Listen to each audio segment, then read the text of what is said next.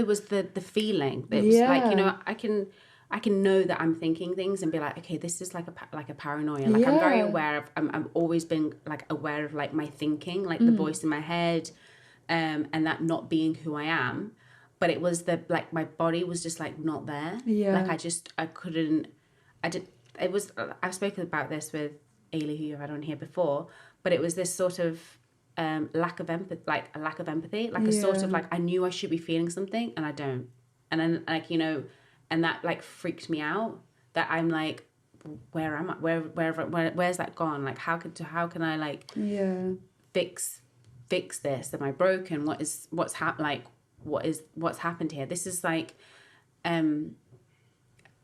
obviously grooming and manipulation is something that I take very seriously, and it's especially you can really see it when you're older, and when you see kids, and you can see just how easily manipulated they are. Like the kids like see something and they believe that to be the truth, you know, and that's like a mind that I can be like, okay, you know, I obviously have to take that into my head that I'm a child, so I've seen things and I've experienced things that maybe a lot of people haven't, or on the level, and of course like, you can't have the same experience, but it didn't click as into why I couldn't feel.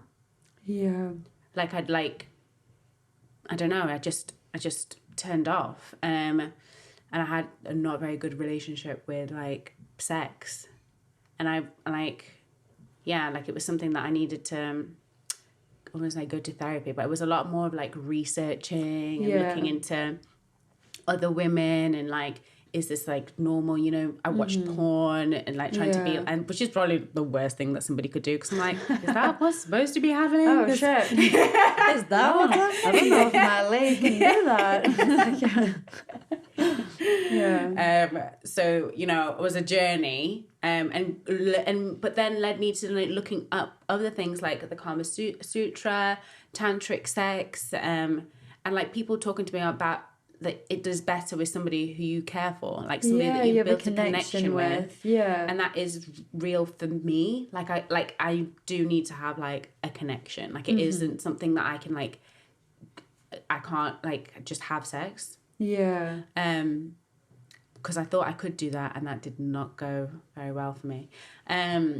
It's a bonding experience for me, and like something that I've made because I'm giving you something that's been like my choice.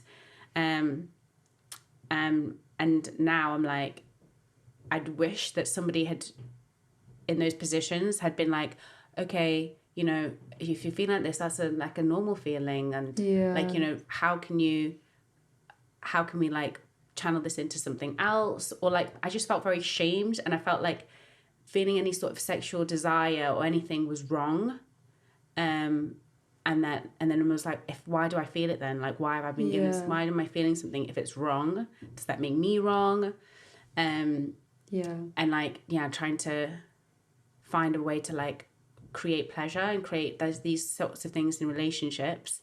And then, I mean, I did really love my ex-partner, and it was like the first person that I'd really felt really like comfortable with, and that was really a learning experience for me, but obviously also not good, because it turned into like domestic abuse and a sort of like mirroring my mum and my dad's relationship,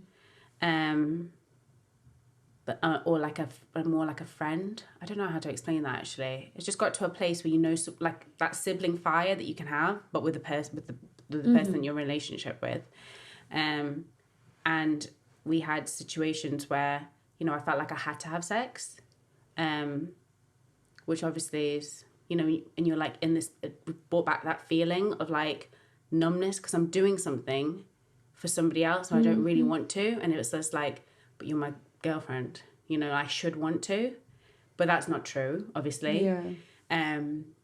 And that if you know, I feel like, again, if I feel like that is like a no. Like if you don't want to have sex, you don't want to have sex. It's not a job. It's not obligation. It's not something that you need to do.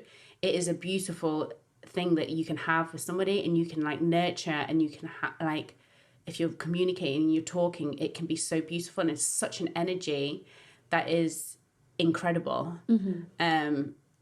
If you can do it with some, like, I mean, you can do it with yourself, but but like my relationship with Jamie now is incredible. Like, he's just so caring and secure and like loving and like just not something that I'd ever thought that's what I wanted. I thought like people have just been like porn, like the fucking, and like this is, and my job was to like make this guy come, and it was like a job. It was like a almost like a show. Yeah. Like, I know. Yeah. Like, yeah, it became like, yeah. Yeah. And yeah. And I had, my friend said to me, she said, you can either go with the flow and have fun, or you can come. And I was like, that's a good point. Because no one's looking nice when they're like trying to get it, you know? Yeah. I'm like, before I'd be like, like, why? Why are we faking it? Why? No, I completely relate. Yeah, this is so great. And in reality, you're like, I literally can't feel anything. I'm so hungry right I now. don't feel anything. Yeah, should we order a McDonald's? Are you done yet?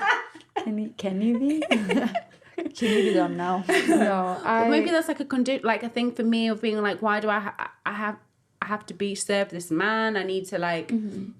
It's from being like overly sexualized. I feel like, or just being like being objectified, and also like it being okay with your parents and stuff like that. Because like my mom, like she would let me, and again, this wasn't like around people, but she would let me watch like R-rated movies with her when I was like 5 and like 7. So I remember like, and just from as long as I can remember, and I remember being like probably like 6 and